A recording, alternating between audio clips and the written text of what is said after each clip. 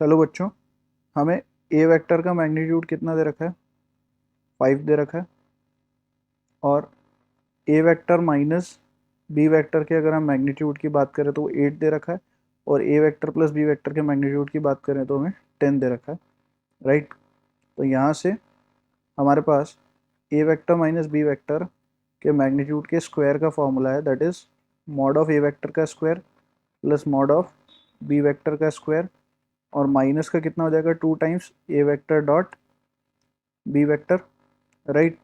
And then we have a vector plus b vector के magnitude का square, and that will be basically your mod of a vector का square plus mod of b vector का square, और plus कितना हो जाएगा? 2 times a vector dot b vector.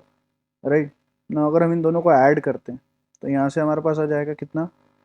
A vector minus b vector के magnitude का square plus a vector plus b vector के magnitude का square equals to 2 times of mod of a vector के magnitude का square plus 2 times of mod of b vector के magnitude का square.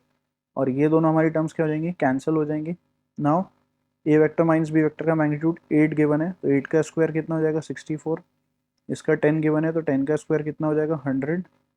And that will be equals to 2 times a vector के magnitude का square. तो a vector का magnitude 5 है, तो 5 का स्क्वायर कितना हो जाएगा? 25। और हमें 2 टाइम्स बी वेक्टर के मैग्नीट्यूड के स्क्वायर। राइट। तो यहाँ से हम लोगों को 164 माइनस ऑफ कितना? 50, that will be basically 2 times of b vector के मैग्नीट्यूड का square. Now this is 114 divided by 2।